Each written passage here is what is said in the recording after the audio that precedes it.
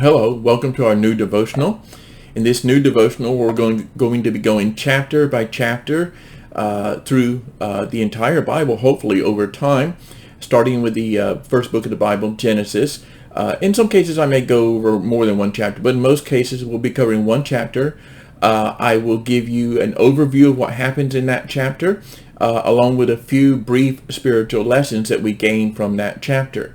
Now, since we're covering such a large amount of material in such a short time, it is important that you read the chapter on your own before listening to the devotional. I think you'll find that to be the most beneficial. With that said, let's go ahead and start with Genesis chapter 1 and give you a summary of that and just share a few brief lessons from that chapter. Genesis, of course, is the book of beginnings. That's what the word Genesis means. In the beginning, shows us the beginning of everything, and including the beginning of the material creation, what we call the universe or the cosmos, which is what we see in Genesis chapter 1. The Bible teaches that God created the heavens and the earth out of nothing. He just spoke and it was. Now we see in Genesis chapter 1 the description of this of creation before God begins to mold and make it, and it is described as empty or barren. The creation is described as formless, and it's also described as dark. And it's interesting that after that description of being empty, formless, and dark, we see that God begins to work, and where there's darkness, he brings light. Where there's disorder or formlessness, he brings order, and where there's emptiness or barrenness, he brings life. And he does this all according to Genesis chapter 1, with the simple command, let there be light, let there be waters, let there be. Whatever God commands is what is. And that's a reminder to us that God is a sovereign and a powerful God, and therefore he can turn a mess into a masterpiece. You see, as I look back at the creation story, I'm reminded of what God can do in my life when there's darkness, when there's disorder, when there's barrenness, fruitlessness. God can turn that around with the same power that he used to create this world. He can create a new creation in me. God is powerful and sovereign, can therefore turn a mess into a masterpiece. So the story of creation continues in a very structured way up to the sixth day of creation. It's at the sixth day of creation we reach the pinnacle of God creating. That's the creation of mankind, Adam and Eve. And here's what we're told about that in Genesis 1 verse 26. It says, "Then God said, let us make man in our image, after our likeness, and let them have dominion over the fish of the sea, and over the birds of the heavens, and over the livestock, and over all the earth, and over every creeping thing that creeps on the earth." So God created man in his own image. In the image of God he created him. Male and female he created them. And God blessed them. And God said to them, "Be fruitful and multiply, and fill the earth and subdue it, and have dominion over the fish of the sea, and over the birds of the heavens, and over every living thing that moves on the earth."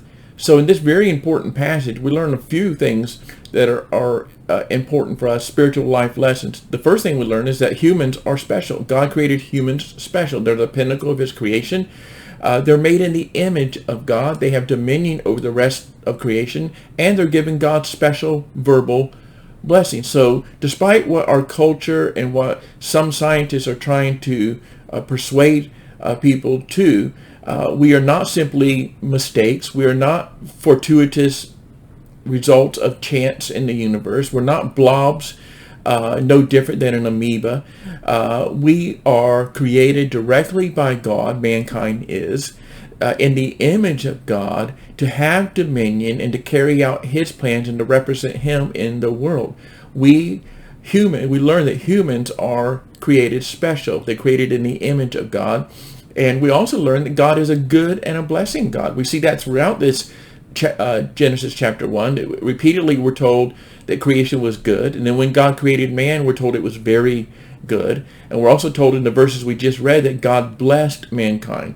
See, despite Satan's attempts to make God look evil, wicked, unfair, unjust, uncaring, the Bible teaches correctly that God is a good God who created a good world and desires good for man.